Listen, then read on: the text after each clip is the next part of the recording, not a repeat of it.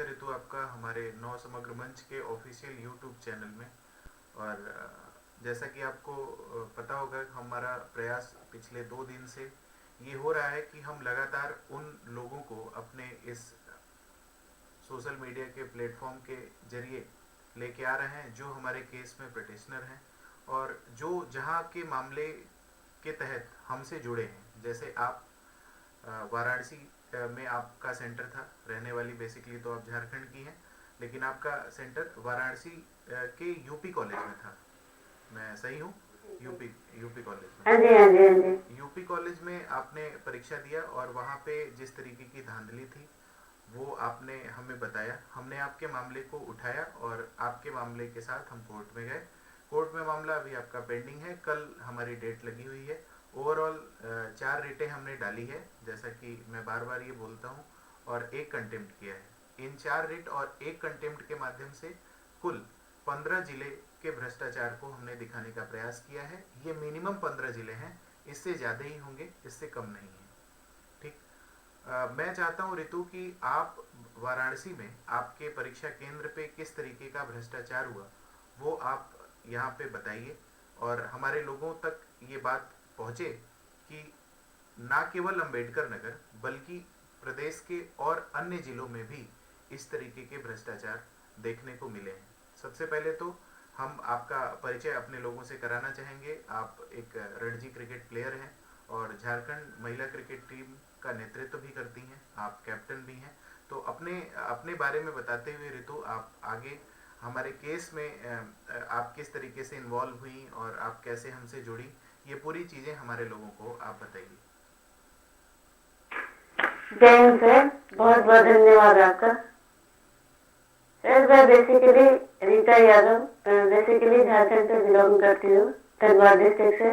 मैं एक cricket player हूँ, झारखंड को रिप्रेजेंट करती हूँ, Jharkhand senior women's Ranji team को, और मैं कैप्टन हूँ। और मैं फिजिकल एजुकेशन की, मास्टर ऑफ फिजिकल एजुकेशन की 2nd ईयर की स्टूडेंट हूँ। मैंने टीजीटी का एग्जाम दिया था, टीजीटी 2021 यूपी टीजीटी। उसमें मेरा सेंटर वाराणसी में था, जहाँ मेरी एग्जाम 8 अगस्त को हुई थी। 2nd सिटिंग में, द्वितीय पाली में मेरी परीक्षा हुई थी। और मेरा सेंटर था Uday Pratap inter college Varanasi, UP college, इसको यूपी कॉलेज से जानते हैं। मैं टाइम से पहुंची सेंटर, टाइम से पहले पहुंच गई मैं।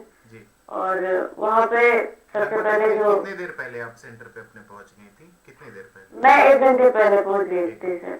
2 बजे रिपोर्टिंग टाइम थी, मैं 1 बजे सेंटर पे पहुंच गई। ठीक है, ठीक है। और फिर थोड़ा वेट करना पड़ा, फिर 145 से एंट्री देने लगे। तो एंट्री पे भी कोई वैसी चेकिंग नहीं हो रही थी कि आधार कार्ड प्रॉपर होना चाहिए थे, एडमिट कार्ड, ऐसे भी कुछ लोगों को एंट्री करवा दे रहे थे, प्रॉपर चेकिंग नहीं हुई। फिर मैं सेंटर पे पहुंची तो वहाँ मेरा रूम नंबर 26, कमरा नंबर 26 में मेरा सिटिंग प्लान था जी। रूम नंबर तो 26 पेपर हमें, रूम नंबर 26 में मेरा था। तो फिजिकल एजुकेशन मेरा सब्जेक्ट है सर। तो मैं पेपर देने गई और पेपर हमें टाइम से ही मिला। और उसमें समस्या ये थी सर, परेशानी ये थी कि एक तदर्थ शिक्षक थी, उनको नकल कराया जा रहा था, उनको क्वेश्चन बताए जा रहे थे। जो भी ऑन ड्यूटी वहाँ पे टीचर थे वो उनको आके उनको बता रहे थे, क्वेश्चन सॉल्व करके उनको दे रहे थे। ओके। तो ये सर ऋतु, आप इस बात से कैसे आश्वस्त हैं कि वो जो वहाँ पे महिला एग्जाम दे रही थी वो तदर शिक्षक मतलब एडहॉक टीचर एक्चुअली थी, वो आप ये इस बात से कैसे आश्वस्त हैं कि वो एक एडहॉक टीचर थी? हाँ जी, हाँ जी सर, जैसा कि अब एग्जाम में टाइम से पहले पहुंच ही जाते, तो रूम में भी हम 10 मिनट पहले ही पहुंच गए थे। तो वहाँ पे आपस में जो कॉन्वर्सेशन होता है ना स्टूडेंट के बीच में, तो उनकी बातों से मुझे लग रहा था कि ये यहाँ की लोकल है। ठीक है, क्योंकि वो सारे टीचर से बात कर रही थी, इस तरह से उनका इंटरेक्शन था, उनका बॉडी लैंग्वेज था कि जैसे वो वहाँ की लोकल हो। लेकिन ये इससे साबित नहीं होता है कि वो वहीं की थी। फिर एग्जाम से पहले मेरे उनसे थोड़ी सी इंटरेक्शन हुई, थोड़ी सी बातचीत हुई, जी जिसमें उन्होंने मुझे बताया कि मैं तदर्थ शिक्षक हूँ और जी। उसी स्कूल में पोस्टेड है, फिजिकल एजुकेशन टीचर, वो उसी स्कूल में थे अच्छा, जिसमें उनका एग्जाम था, कमरा नंबर 26। उन्होंने और ये उनका बात आपसे सिटिंग खुद ही प्लान बताई? उन्होंने ये बात आपसे खुद? उन्होंने बताई, जी उन्होंने बताई मुझे। जी जी। ऐसे मुझे उनके बॉडी लैंग्वेज से लग रहा था, ओके लेकिन जब उन्होंने बताया तो फिर मैं श्योर हो गई कि उन्होंने मुझसे खुद शेयर किया। ओके। और उनका सिटिंग प्लान मेरे आगे था, हाँ हाँ, साइड वाले रो में मेरे आगे था उनका सिटिंग प्लान। जस्ट आगे था। जी जी।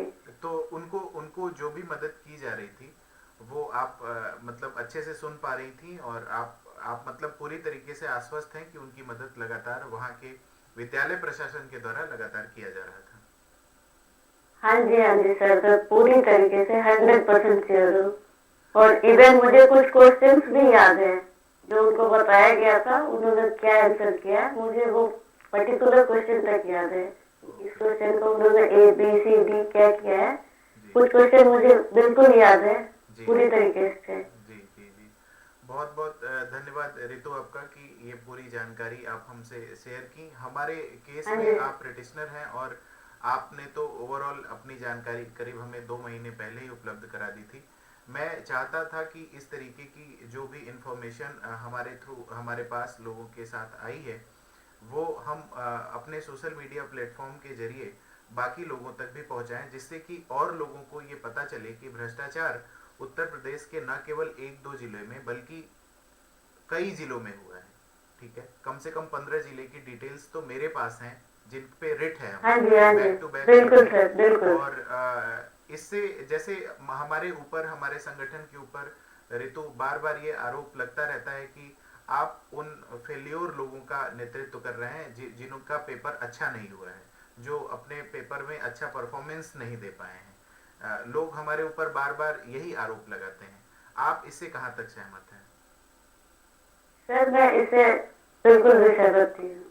ऐसा नहीं है कि जो लोग फेलियर है या जिनके कम मार्क्स है, कुछ लोग ऐसे हैं जो ऑलमोस्ट एक एक मार्क्स 2 मार्क्स के लिए कट ऑफ के सिलेक्शन होने से रह गए हैं।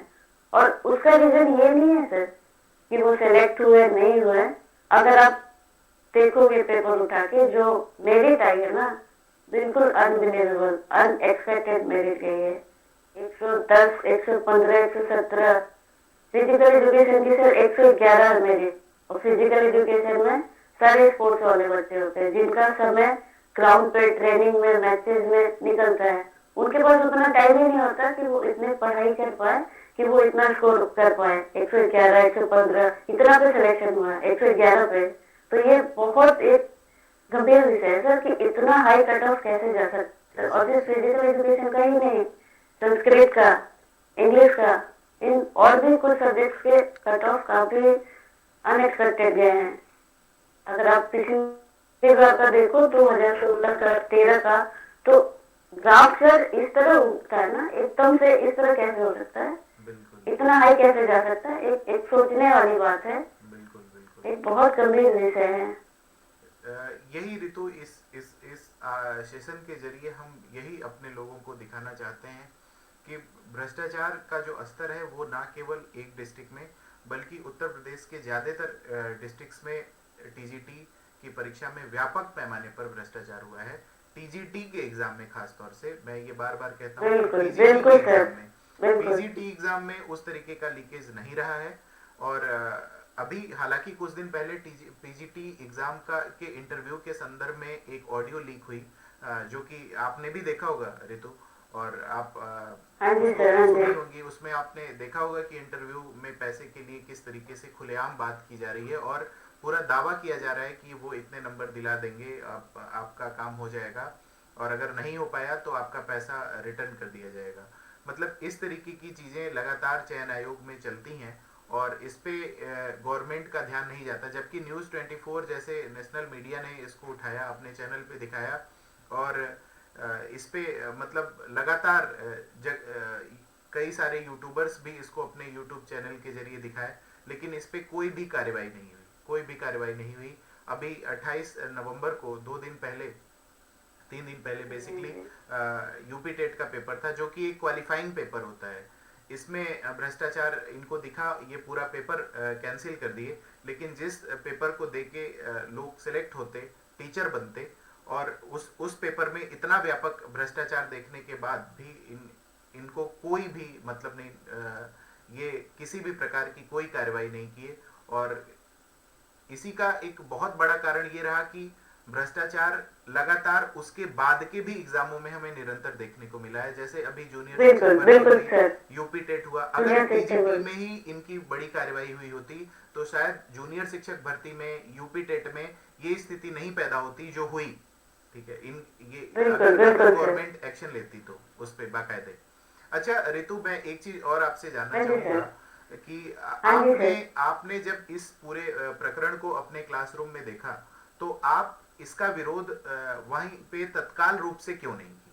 आप वहां पे क्यों चुप रही? मान लीजिए नव समग्र मंच जैसा कोई प्लेटफॉर्म आपको नहीं मिलता अपने चीजों को बताने का, कोर्ट में जाने का, तो फिर ये मामला आसानी से दब सकता था। जबकि एक तदर्थ शिक्षक को उसी के विद्यालय प्रशासन के द्वारा नकल कराया जा रहा है, ये कोई सामान्य तरह का तो भ्रष्टाचार है नहीं। तो इसका विरोध आपने अपने क्लासरूम में क्यों नहीं किया? बिल्कुल बिल्कुल सर, विरोध मुझे उसी जगह पे करना चाहिए था, क्लासरूम में ही करना चाहिए था।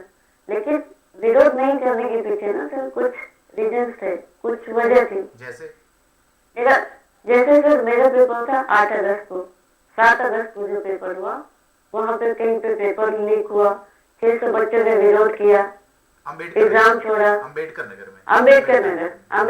पे 600 बच्चों ने एग्जाम छोड़ा। कहीं पे कैंडिडेट से डिवाइस के साथ पकड़े गए, कहीं पे सॉल्वर गैंग पकड़े गए।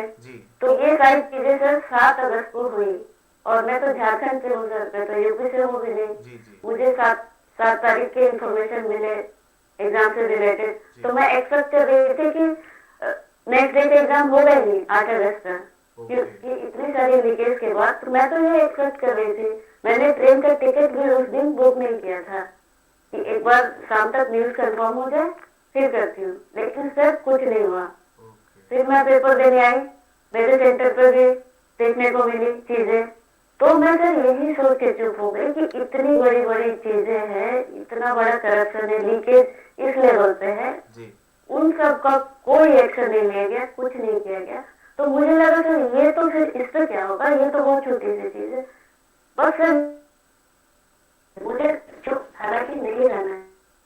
जी रितु, आपके यहाँ कुछ नेटवर्क का इशू हो रहा है, कुछ कनेक्शन में प्रॉब्लम आ रही है आपके यहाँ, कुछ नेटवर्क का इशू हो रहा है। अभी आपकी आवाज बीच में कट रही थी, तो प्लीज थोड़ा सा आप नेटवर्क पे आ जाइए, थोड़ा सा अपने नेटवर्क को ठीक करिए, जिससे कि हम आगे की। हाँ, अभी आप प्रॉपर हैं, अभी ठीक है सर, बिल्कुल एकदम अच्छी है। अभी जैसे ऋतु, एक चीज आप ये बताइए, चूंकि आप हमारे साथ, हमारे संगठन के साथ लगातार पिछले कई महीनों से जुड़ी हैं। आप हमारी कार्यशैली, जो हम भ्रष्टाचार के खिलाफ जिस तरीके से काम कर रहे हैं, जिस तरीके से आगे बढ़ रहे हैं, आप इसमें कितना % देना चाहेंगी कि हम लोग किस लेवल तक काम किए हैं? मतलब हमारे काम से आप किस हद तक संतुष्ट हैं बेसिकली? ये चीज आप थोड़ा सा हमारे बताइए। जी, पूरी तरीके से सर, 100% हमारे संगठन का जिस तरह से अब तक का काम रहा है, जिस तरह से चीजों को लेके आगे बढ़े मजबूती के साथ, जिस तरह से लड़ाई लड़ी है, ये बिल्कुल भी आसान नहीं था। ये एक बहुत मुश्किल सफर था जो हमने सबने मिल के तय किया, लोगों की सपोर्ट से, लोगों के प्यार से, लोगों की मदद से। और आपने जिस तरह से लीड किया ना, जिस वजह से आज ये इस स्टेज पे है, वरना इतनी मजबूती से इससे पहले मैंने कभी भी किसी एग्जाम में या किसी करप्शन में इतनी मजबूती के साथ, इतनी ईमानदारी के साथ नहीं देखी पड़ी लड़ाई। और बिल्कुल सर, बिल्कुल लड़ाई लड़ी है तो बिल्कुल इसके रिजल्ट सर बिल्कुल निकल के आएगा। Thank you so much Ritu. हमारे और हमारे संगठन के विषय में इस तरीके का आप अपना विचार रखती हैं, ये हमारे लिए बहुत ही बड़ी बात है।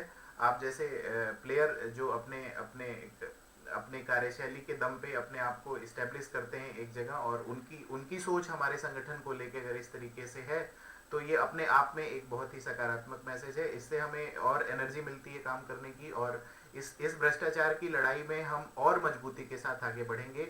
कल रितु हम आपको बता दें कि कल हमारे ओवरऑल पूरे रिटों पे एक डेट लगी हुई है, जिसपे कि वो फाइनल सुनवाई तो नहीं है, लेकिन कल बहुत कुछ निकल के आने जा रहा है हमारे। कल यानी 2 दिसंबर को 2 दिसंबर में कोर्ट नंबर 5 में हमारा मामला सबमिट है। और आप ग्रुप में चूंकि जुड़ी हुई हैं तो आप हर एक चीज, आप सक्रिय मेंबर भी रही हैं हमारे ग्रुप की, तो आपको सारी जानकारी वहां से मिलेगी। जो लोग इस वीडियो को देख रहे हैं मैं उनको भी बताना चाहूंगा कि आप लोग प्लीज अगर अभी तक हमारे मुहिम से नहीं जुड़े हैं और आप टीजीटी परीक्षा में सम्मिलित रहे हैं तो प्लीज आप लोग एक बार हमारे साथ आइए, हमारे मुहिम के साथ आइए, जिससे कि भ्रष्टाचार के साथ मजबूती के साथ लड़ाई लड़ी जाए। रीता झारखंड से बिलोंग करती है, लेकिन इसके बाद भी इस भ्रष्टाचार की लड़ाई में उन्होंने पूरी शिद्दत से हमारा साथ दिया है। ये लखनऊ पहुंची हैं प्रैक्टिशनर बनने के लिए, पूरे तरीके से अपना इन्वॉल्वमेंट इस केस में दिखाया है, जबकि उनका बहुत ही बिजी शेड्यूल रहता है, कुछ पर्सनल रीजन से और कुछ उनका जो अपना प्रोफेशनल काम है उसकी वजह से, लेकिन तब भी रितु ने हमारी इस केस में बहुत मदद की है। बेसिकली रितु, मैं बार बार बोल रहा हूँ तो आप लोग इस नाम से कंफ्यूज मत होइएगा, मेरी अच्छी दोस्ती है इनके साथ, इसलिए मैं इनको रितु बोलता हूँ। बेसिकली इनका नाम रीता यादव ही है। आप लोग अगर चाहेंगे तो इनको गूगल पे सर्च कर सकते हैं, वहां पे इनकी पूरी डिटेल्स आप लोगों को मिल जाएगी। बहुत बहुत धन्यवाद आपका रितु हमारे साथ इस लाइव सेशन में जुड़ने के लिए और अपनी पूरी बात को रखने के लिए। Thank you so much. धन्यवाद सर, धन्यवाद।